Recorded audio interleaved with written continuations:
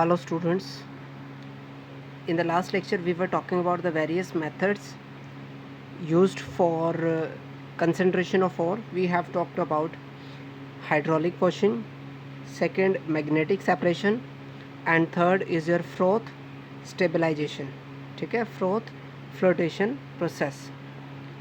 In today's lecture we will talk about method 4 and this is the last method also. Method 4.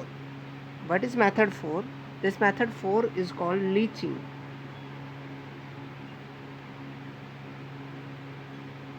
Leaching, ठीक है. इसका principle क्या है? Its principle is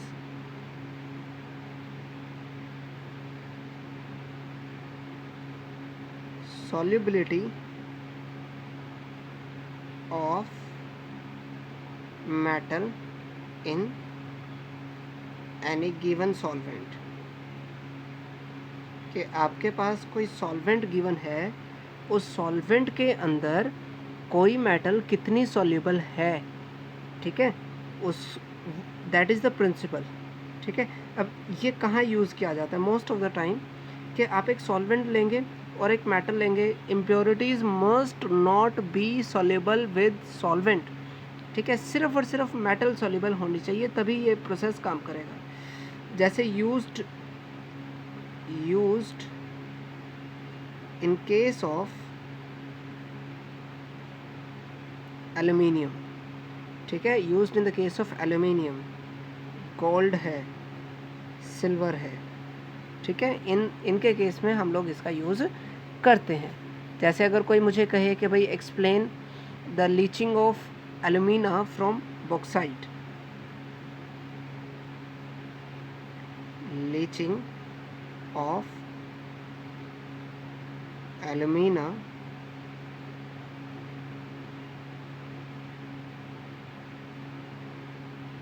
from bauxite.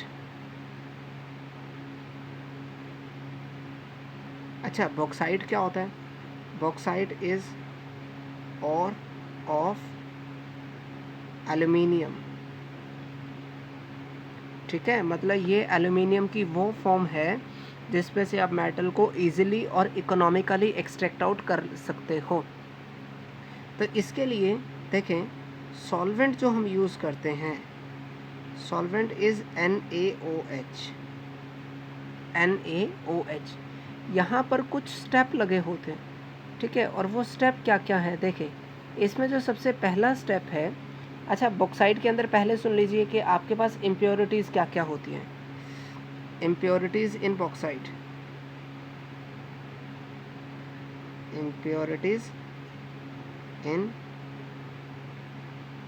Bauxite.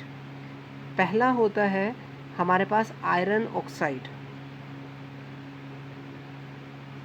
Iron oxide is as impurity. ऐसे ही यहाँ पर होता है titanium oxide. Titanium oxide.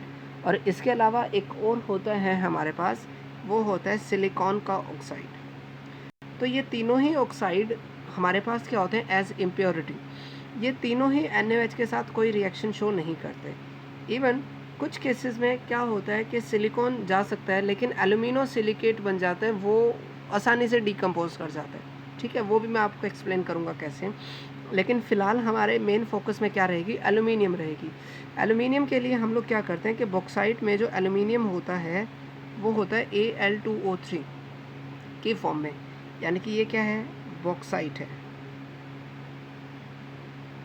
Bauxite. इसके अंदर हमने क्या डाल दिया? NaOH डाल दिया. ठीक है, NaOH के साथ साथ हमने डाल दिया 3 मोल्स ऑफ वाटर. तो यहाँ से क्या बनता है देखें, यहाँ से हमारे पास बन जाता है 2NaAlOH 4 टाइम्स. ठीक है, इसका नाम क्या होता है? इसका नाम होता है सोडियम एल्यूमिनेट. ठीक है, sodium aluminate.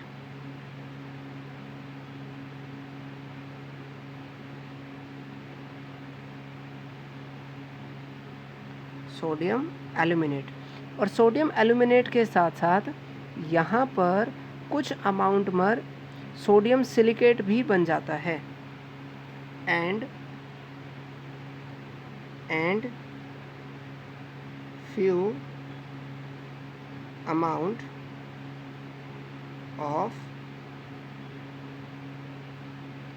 sodium silicate also। ये कहाँ से आया? ये SiO2 जब रिएक्ट कर जाए NaOH के साथ तो बनता है, लेकिन this is the first step. अब स्टेप 2 में क्या करते हैं देखो, स्टेप 2 के अंदर ये जो आपके पास सोडियम एल्यूमिनेट बना है 2NaAlOH 4 टाइम्स, ठीक है, इसमें से हम क्या पास आउट कराते हैं? हम CO2 gas out pass out कराएंगे। जब CO2 पास आउट कराओगे तो ये बना लेगा NaHCO3 प्लस Al2O3.XH2, यानी कि सोडियम फिर से CO2 के साथ रिएक्ट करके क्या बना लेगा? बाइकार्बोनेट। अब स्टेप 3 के अंदर क्या होता है? स्टेप 3 के अंदर आपके पास आता है Al2O3.XH2। If I heat this, और हीट करते टाइम टेम्परेचर कितना रखते हैं हम लोग? वो रखते हैं 1470 केल्विन के आसपास। Sorry, not kilometre, this is kelvin. यहाँ से जो XH2O है वो बाहर चला जाएगा, XH2O, ठीक है।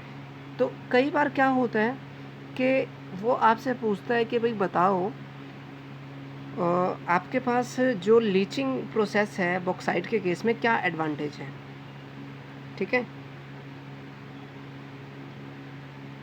एडवांटेज फॉर बॉक्साइट क्या है? ठीक है, एडवांटेज ये है कि जो सोडियम सिलिकेट बनता है, sodium silicate remains as such in the solution, ठीक है। कौन से स्टेप में? फ्रॉम स्टेप 2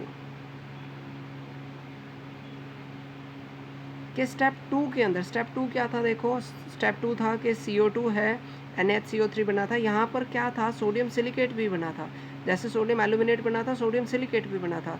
जो सोडियम सिलिकेट है वो किस में रह जाएगा? सॉल्यूशन में, और Al2O3 प्रेसिपिटेट की फॉर्म में, सॉलिड फॉर्म में बाहर आ जाता है, ठीक है। ये प्रेसिपिटेट की फॉर्म में बाहर आ जाएगा। तो जो सिलिकेट है SiO2 है वो तो सॉल्यूशन में रह गया, यानी कि जो Al2O3 आया ये सिलिकॉन फ्री आता है, ठीक है। इसके अलावा अगर कोई पूछता है कि बताओ for gold and silver, gold and silver ये प्रोसेस क्या होती है? गोल्ड एंड सिल्वर के केस में देखें, सॉल्युबिलिटी के लिए सॉल्वेंट हम लोग क्या यूज़ करते हैं? Solvent we people use as that is NaCN, ठीक है, NaCN सॉल्वेंट यूज़ करते हैं। And more reactive metal displaces less reactive। हमें पता है कि जो गोल्ड है या जो सिल्वर है इनकी रिएक्टिविटी बहुत कम होती है। रिएक्टिविटी कम होने का एडवांटेज हमें ये मिल जाता है कि भाई इनको हम किसी भी ज़्यादा रिएक्टिव मेटल से डिस्प्लेस करा सकते हैं, यानी कि ये जो प्रोसेस होगी वो मेरे लिए थोड़ी सी आसान होगी। इसमें देखो स्टेप 1 क्या होता है? स्टेप 1 इज़ ऑलवेज कि आपके पास मेटल होगी, उस मेटल के अंदर आप क्या डालेंगे? CN डालेंगे, NaCN से आया ये, प्लस H2O। तो सबसे पहले तो एक कॉम्प्लेक्स बनेगा और उस कॉम्प्लेक्स का फॉर्मूला होता है 4MCN twice having charge negative. ये कॉम्प्लेक्स बनता है, प्लस 4OH नेगेटिव चला जाता है बाहर, ठीक है। अब इसमें स्टेप 2 के अंदर ये जो बना है MCN twice having charge negative, इसमें वी पीपल ऐड ZN तो ये क्या बना देता है, ये बना देता है ZnCN4 having charge 2 negative plus 2 metal बाहर चली जाएगी। और ये जो मेटल बाहर जा रही है ये कौन सी स्टेट में होती है, सॉलिड स्टेट में होती है। ठीक है, so this is how we can purify gold and silver. Metal के तौर पे क्या क्या हो सकता है, मेटल में भी गोल्ड और मेटल में भी सिल्वर। लेकिन अब काफ़ी सारे बच्चों के दिमाग में क्वेश्चन होगा कि ये Cn ट्वाइस, ये CN4 कैसे बन गया। ये आपको समझ आएगा जब आप कोऑर्डिनेशन नाम का चैप्टर पढ़ते हो, coordination compound which is chapter number 8। जब आप वो पढ़ेंगे, सॉरी चैप्टर नंबर 9, जब आप वो पढ़ेंगे तो आपको समझ आएगा ये कॉम्प्लेक्सेस कैसे बनते हैं और इनका मॉलिक्यूलर फार्मूला क्या होता है।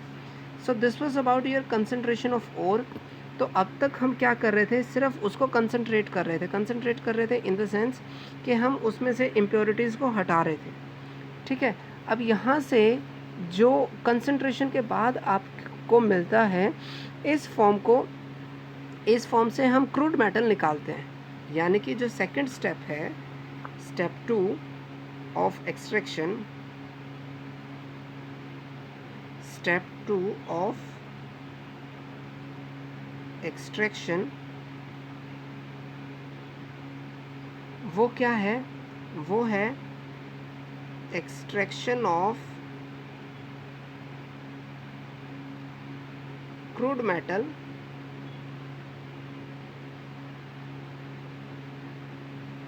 From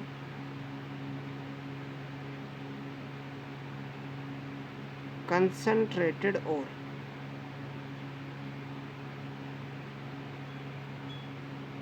from the concentrated ore. ठीक है, कि कंसनट्रेटेड ओर तो आपको मिल गया स्टेप 4 से कि भाई हाइड्रोलिक वॉशिंग करा लिया आपने, मैग्नेटिक सेपरेशन करा लिया आपने, फ्रोथ फ्लोटेशन प्रोसेस करा लिया आपने, लीचिंग करा लिया। इसके बाद जो आपके पास मिलती है उसमें आप लोग क्या करते हैं, उस मेटल से आपको क्रूड मेटल निकालनी होती है। ठीक है, क्रूड मेटल के लिए आप सबसे पहले क्या करते हैं, आप कराते हैं उसकी रिडक्शन। ठीक है, रिडक्शन ऑफ क्रूड मेटल। आपको क्या कराना है, क्रूड मेटल की रिडक्शन करानी है। अब रिडक्शन करवाने के लिए इसमें आपको एक याद रखना पड़ेगा, वो क्या है, दैट इज़ योर कि अगर मान लेते कहीं पर सल्फर एज इम्प्योरिटी है, सल्फाइड्स आर converted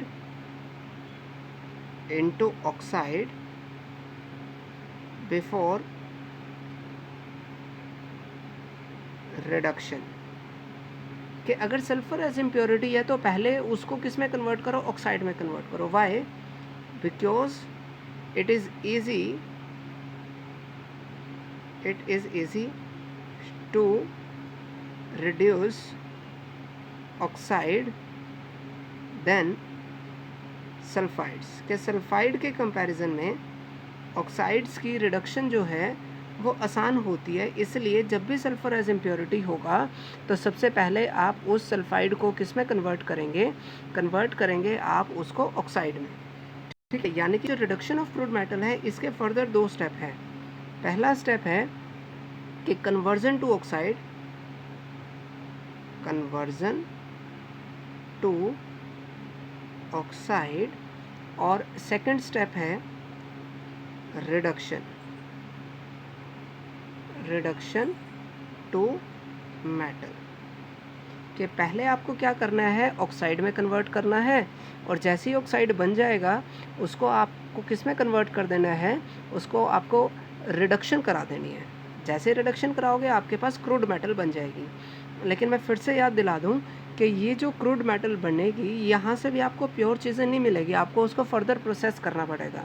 लेकिन चलो पहले तो क्रूड मेटल निकालते हैं। ठीक है, तो इसमें पहले मैं ए स्टेप की बात कर रहा हूँ कि कन्वर्जन टू ऑक्साइड।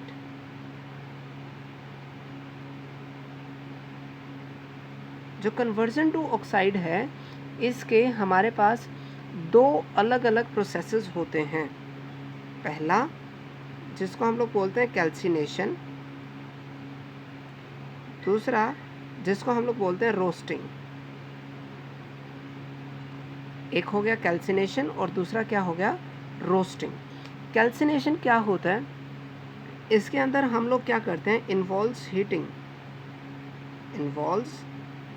हीटिंग, और इसमें भी क्या होता है, इट ऑल्सो इन्वॉल्व्स हीटिंग, कि इसके अंदर भी मुझे हीट कराना है। बट यहाँ पर क्या करेंगे, या तो एब्सेंस ऑफ एयर और लिमिटेड सप्लाई।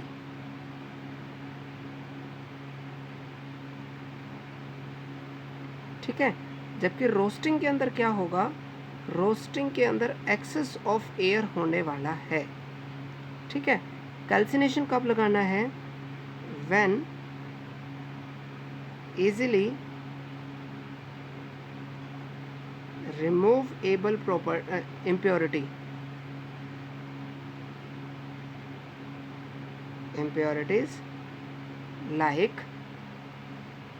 like कार्बोनेट है, लाइक आपके पास हाइड्रेट है, H2O है, आर देयर। जब इजीली रिमूवेबल इम्प्योरिटीज़ होगी, जैसे कि कार्बोनेट है या हाइड्रेट है, तब हम इसका यूज़ करेंगे। जैसे फॉर एग्ज़ाम्पल आपके पास हो Fe2O3.XH2O, अगर आप इसको हीट करते हैं, यहाँ पर कैल्सिनेशन कराते हैं, तो Fe2O3 प्लस XH2O बाहर चला जाएगा। यहाँ पर क्या कराइए आपने, कैल्सिनेशन, क्योंकि इजीली रिमूवेबल है तो ज़्यादा अमाउंट में ऑक्सीजन देने की ज़रूरत नहीं पड़ेगी। जैसे हमारे पास है ZnCO3, इसको भी अगर आप हीट कराएं तो यहाँ से बनेगा Zn oxide plus CO2 gas. ये भी क्या कराई गई है, कैल्सिनेशन है, कैल्सिनेशन। ठीक है, ऐसे ही आपके पास आती है अगर CaCO3 और MgCO3, और यहाँ से आप इसको हीट करें तो क्या बनेगा, CaO, MgO और 2CO2 बाहर चला जाएगा, और ये भी क्या हुई, कैल्सिनेशन हुई। तो कैल्सिनेशन का यूज़ कहाँ करना है, जब CO3 हो इम्प्योरिटी के तौर पे या वाटर हो। यहाँ पर एक्सेस ऑफ एयर है, एक्सेस ऑफ एयर कब यूज़ करना है, जब आपके पास क्या हो, व्हेन सल्फर एज इम्प्योरिटी, कि सल्फर जब एज इम्प्योरिटी हो तो आपको क्या यूज़ करना है, रोस्टिंग।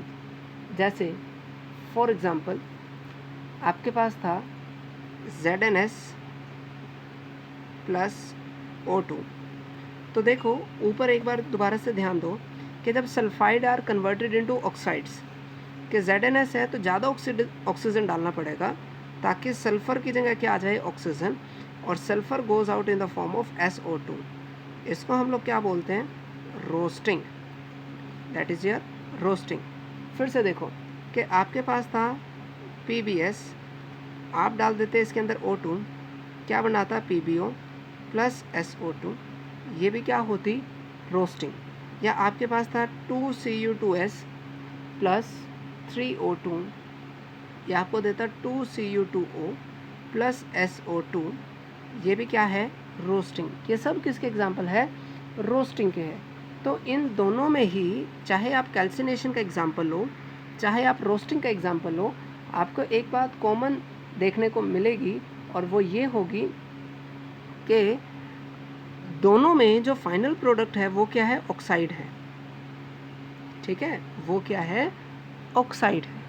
ठीक है, तो हमें क्या करना है, सल्फाइड हो या ऑक्साइड के अंदर पहले कन्वर्ट करना है। देखें हम क्या कर रहे हैं, हम गर्म कर रहे हैं। गर्म करने के लिए हमें किसी ना किसी इंस्ट्रूमेंट की तो ज़रूरत पड़ेगी। उस इंस्ट्रूमेंट का नाम होता है रेवर्बरेटरी फर्नेस। ठीक है, जैसे अगर मैं इसका केस लूँ, if FeS is also present with Cu2S, then silica is mixed and heated in reverberatory furnace, कि हम उसको किस में हीट करते हैं, रेवर्बरेटरी फर्नेंस। रेवर्बरेटरी फर्नेंस क्या है, वो एक्चुअल में इंस्ट्रूमेंट का नाम है जिसमें डाल के आप गर्म कर रहे हो। तो वहाँ पे क्या होगा कि अगर FeS है तो FeS को जब आपने कराया, FeS प्लस O2 डाली तो FeO प्लस SO2 बनेगा। ठीक है, ऐसे ही फिर स्टेप 2 के अंदर क्या होगा कि FeO प्लस SiO2 जो सिलिका आपने डाला है ये क्या बना देगा, FeSiO3। एक्चुअल में ये जो FeSiO3 है इसके अंदर आग लग जाती है। ठीक है, इसके अंदर क्या लग जाती है, आग लग जाती है। जो और जिसमें आग लग जाती है उसको हम लोग क्या बोलते हैं, स्लैग बोलते हैं। ठीक है, जैसे ही आग लगेगी हम जो इससे हमें छुटकारा मिल जाएगा, ये प्योर फॉर्म में आ जाएगा। पीछे सिर्फ हमारे पास क्या बचेगा, Cu2O बन जाएगा। हमने सिलिका डाला ही इसलिए है कि जो FeS है जब हमने हीट किया और वो FeO में कन्वर्ट हुआ तो सिलिका डालने से वो उसके अंदर आग लग जाएगी और सॉल्यूशन के अंदर हमारे पास सिर्फ और सिर्फ क्या बच जाएगा, copper sulphide. And we get, मैं इसको यहाँ लिख रहा हूँ, एंड वी गेट कॉपरमेट। ठीक है, और हमें क्या मिल जाएगा, कॉपरमेट मिल जाएगा। कॉपरमेट एक्चुअल में क्या क्या होता है देखें,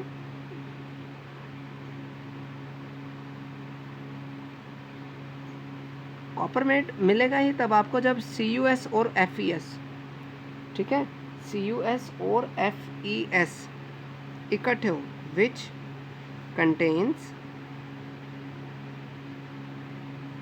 Cu2S एंड FeS, तो हमें मिलेगा क्या, कॉपरमेट। एक्चुअल में अगर आप NCERT की एक,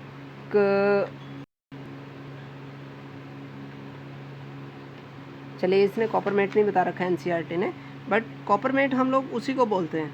यहाँ से जो मिलेगा ना उसको हम लोग बोलेंगे कॉपरमेट। इसके अंदर एक एडवांटेज है कि SO2 is used for preparation of